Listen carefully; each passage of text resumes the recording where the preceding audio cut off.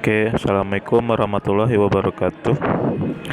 Nah, kita lanjut mata kuliah akuntansi biaya untuk bab 4, yaitu dengan judul biaya bahan baku.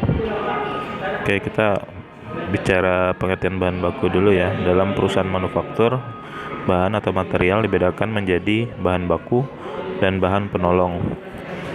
Bahan baku atau direct material merupakan bahan yang membentuk bagian menyeluruh dari produk jadi. Bahan baku ini dapat diidentifikasi dengan produk atau pesanan tertentu dengan nilainya yang relatif besar. Misalnya dalam perusahaan mebel, bahan baku adalah kayu atau rotan. Biaya yang timbul akibat pemakaian bahan baku disebut biaya bahan baku. Bahan penolong atau indirect material merupakan bahan yang dipakai dalam proses produksi yang tidak dapat diidentifikasikan dengan produk jadi dan nilainya relatif kecil. Misalnya dalam perusahaan mebel, bahan penolongnya adalah minyak pelitur. Biaya yang ditimbulkan karena pemakaian bahan penolong disebut biaya bahan penolong. Biaya bahan penolong merupakan bagian dari unsur biaya overhead pabrik atau biaya produksi tidak langsung.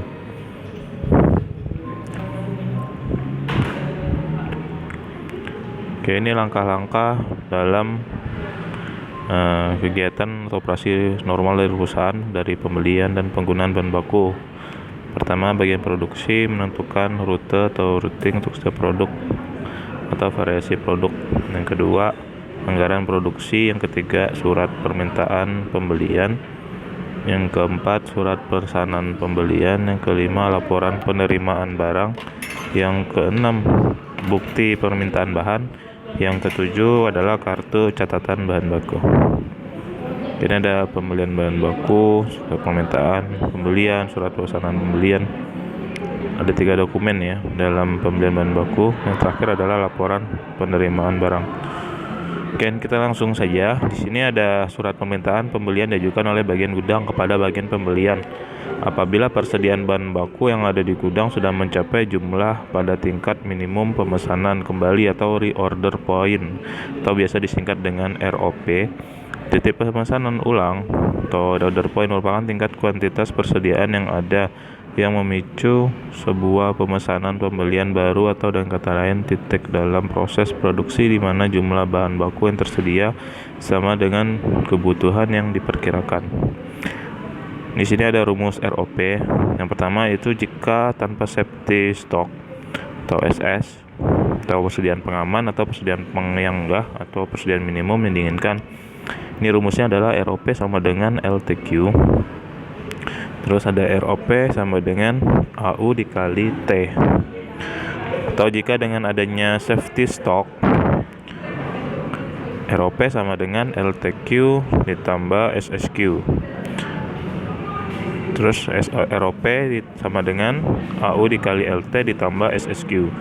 Keterangannya, AU adalah average use atau pemakaian normal bahan baku, LT adalah lead time, LTQ adalah lead time quantity, SSQ adalah safety stock quantity. Oke, di sini pengertian dari economic order quantity ya. Jadi atau persediaan pengaman adalah persediaan yang disimpan setiap saat terlepas dari kuantitas persediaan dipesan dengan model economic order quantity.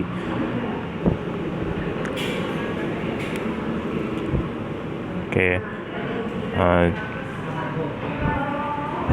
Terus pengertian dari lead time adalah tenggang waktu antara pemesanan bahan baku dan tersedianya bahan di pabrik yang siap digunakan dalam produksi. Bila lead time lebih cepat dari yang diperkirakan, maka biaya penyimpanan akan bertambah. Bila lead time lebih lambat dari yang diperkirakan, maka perusahaan akan kekurangan persediaan. Jika lead time mengantisipasi delay, maka dinyatakan dalam rentang waktu, misalkan lead time normal 4 minggu, dapat delay 5 minggu, jadi lead time 4 sampai dengan 9 minggu. Oke, lead time quantity sama dengan normal usage for normal lead time. Safety stock quantity sama dengan normal usage for X delay ditambah usage variation. Usage variation sama dengan pemakaian maksimum dikurang pemakaian minimum dikali lead time maksimum. Oke, ini langsung aja contoh ya. Contoh 1, pemakaian bahan per minggu 175 unit, atau tidak ada variasi pemakaian karena tidak ada data pemakaian maksimum dan pemakaian minimum. Kedua, lead time normal 4 minggu namun dapat delay sampai 9 minggu.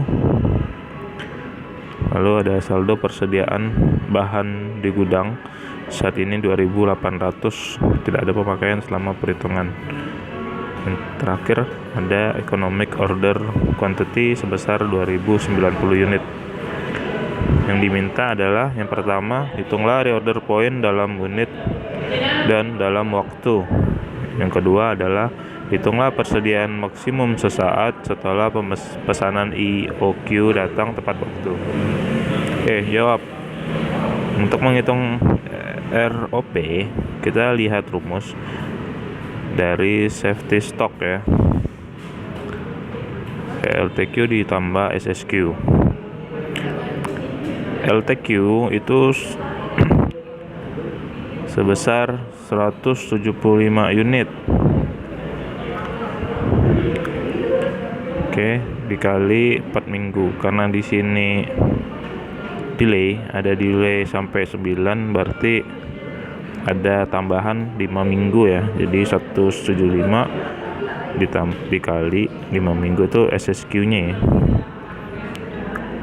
Oke. 175 dikali 4 ditambah 175 dikali 5 itu sama dengan 1.575 unit. Ini sambil dihitung juga ya, kalau ada kesalahan nanti tinggal di komen. Oke, ini berarti saat persediaan di gudang tinggal 1.575 unit.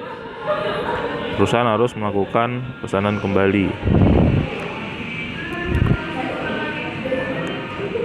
Jika persediaan saat ini sebesar 2.800 di gudang seperti yang kita ketahui, dan reorder point sebanyak 1.575 unit, maka masih ada selisih sebesar 1.225 unit dapat digunakan.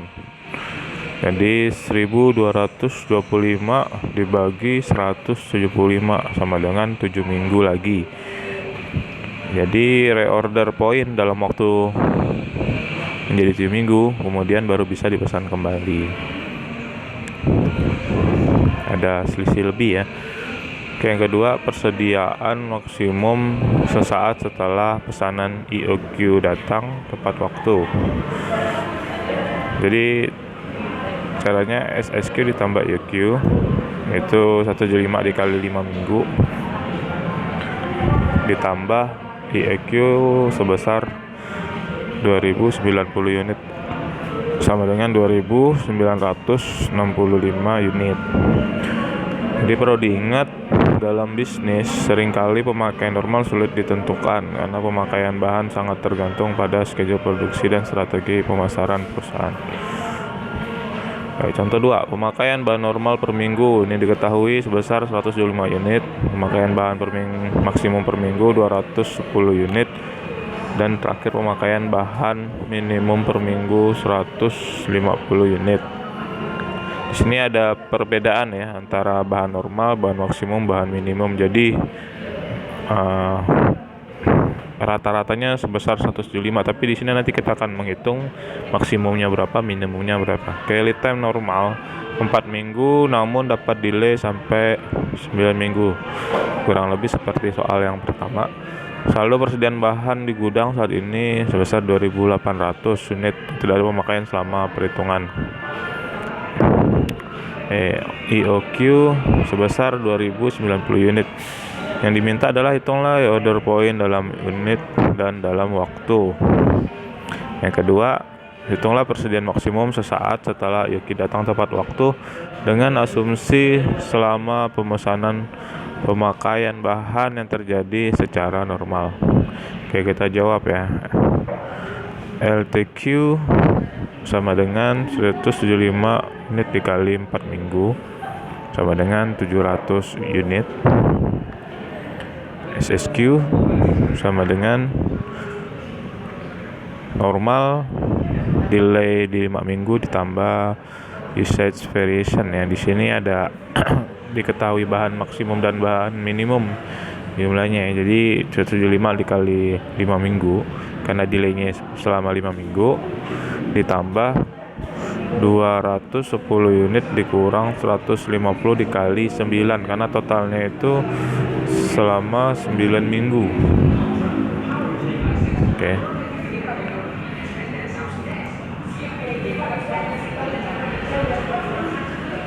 Jadi didapat hasil sebesar 1415 unit. ROP-nya order point 700 unit yang di LTQ ditambah SSQ sama dengan 2115 unit. Untuk EOQ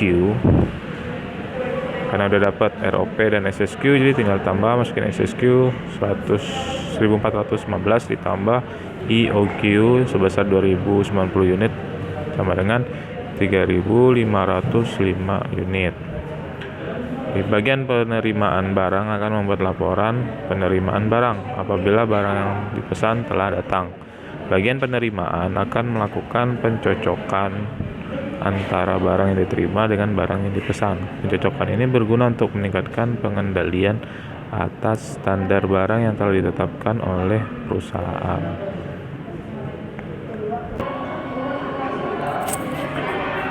Oke, harga pokok bahan baku yang dibeli berdasarkan standar akuntansi.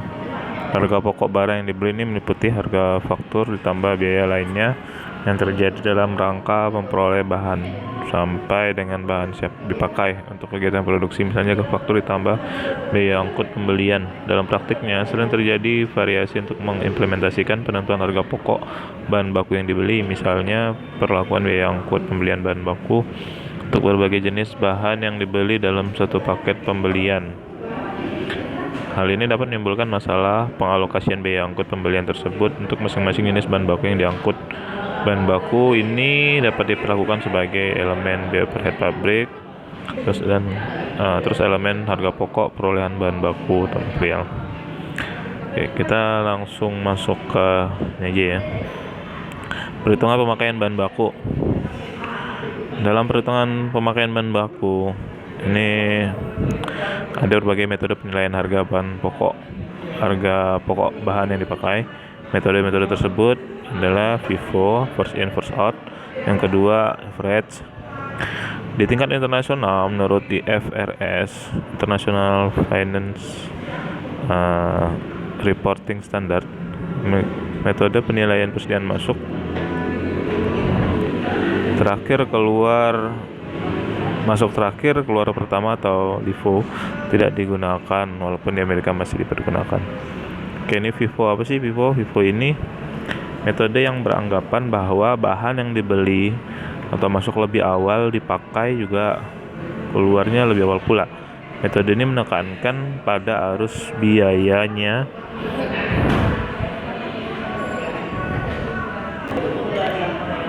Metode ini lebih menekankan pada arus biayanya dan bukan pada arus bahan secara fisik.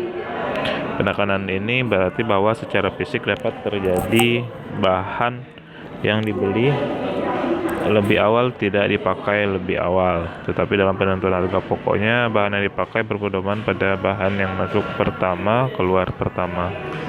Oke, metode rata-rata ini sistem pencatatan perpetual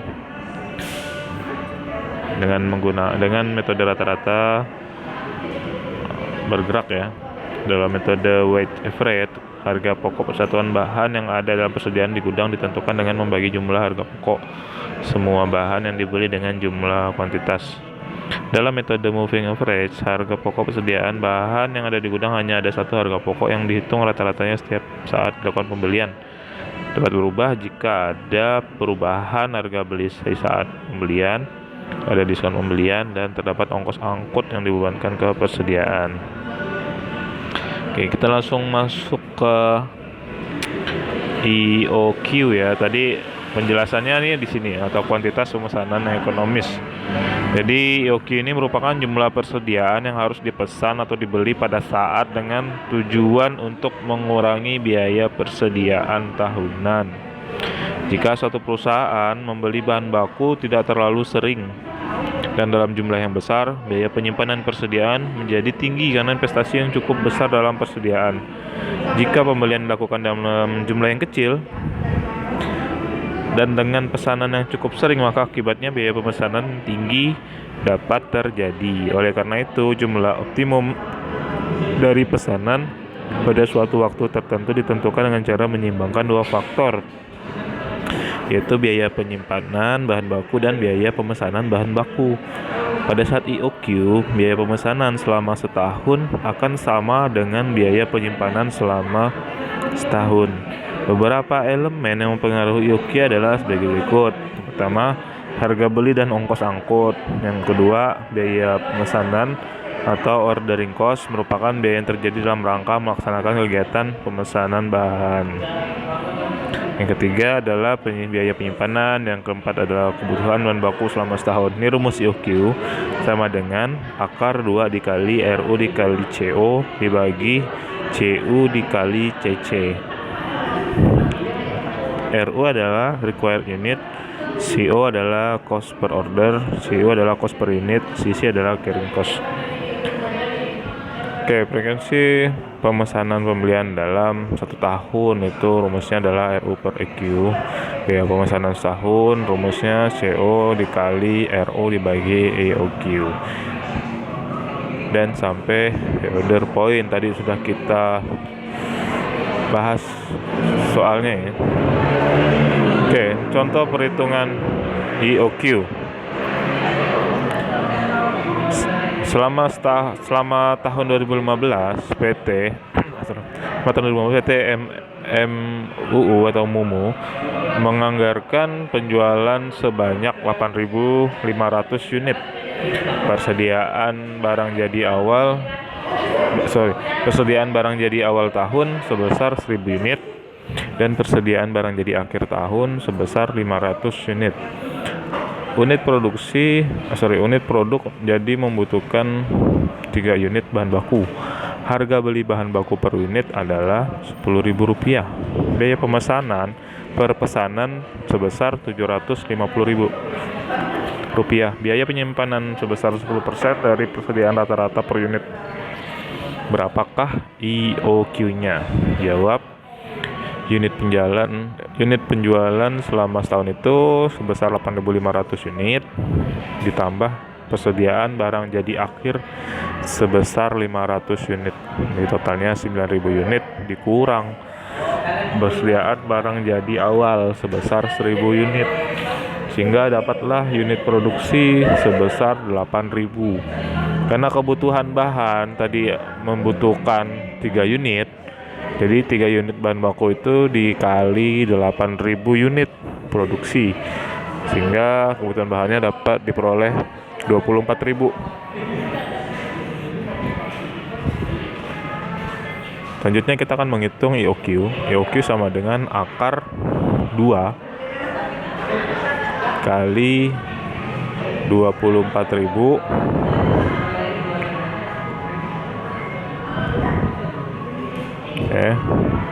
rumusnya ya, IOQ 2 dikali RU ya 24.000 dikali 750.000 dibagi 10.000 dikali 10%, karena tadi ada biaya penyimpanan sebesar 10%. Setelah diperoleh hasilnya sebesar 6.000 unit. Jadi pembelian yang paling ekonomis 24.000 karena tadi 3 kebutuhan bahan ya, dibagi 6.000 sama dengan 4 kali. Jadi ada 4 kali pesanan ya. 4 kali pesanan. Ini adalah pembelian yang paling ekonomis, yang kira-kira dia berada di tengah-tengah ya, di antara penyimpanan dengan pesanan yang terlalu sering. Ya, di sini ada tabel perbandingan total biaya yang dikeluarkan untuk jumlah unit pesanan tertentu dalam ribuan. Tadi kita peroleh yang paling ekonomisnya itu adalah sebanyak 4 kali pesanan dalam setahun ya. Unitnya sebesar 6.000 4 kali, persediaannya 60.000 ya kan, rata-ratanya 30.000. Ordering cost 3.750 kali 4, carrying cost 3.000 dan total cost 6.000. Di sini udah kelihatan ya dari tabel ya bahwa yang ekonomisnya itu adalah 4 kali karena berada di median. Oke, ini ada penjelasan. Berdasarkan tabel di atas dapat dilihat bahwa pemesanan dalam jumlah 6.000 unit atau sesuai dengan hasil perhitungan FQ dalam contoh dengan 4 kali frekuensi pemesanan menggunakan total biaya yang paling minimum. Oke.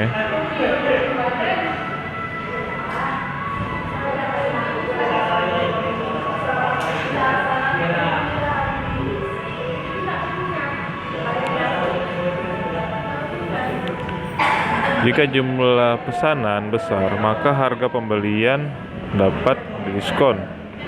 Pengiriman dalam jumlah besar juga dapat menghemat beban angkut.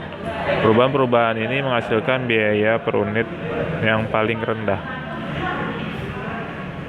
Dengan demikian, dapat mengubah perhitungan EOQ. Pembelian dalam jumlah besar juga mengubah frekuensi pemesanan dan dengan demikian juga mengubah total biaya pemesanan serta melibatkan investasi yang lebih besar dalam persediaan. Semuanya mempengaruhi perhitungan ya. Perhitungan dari EOQ. Oke, sekian. Wabillahi taufiq wal hidayah. Wassalamualaikum warahmatullahi wabarakatuh.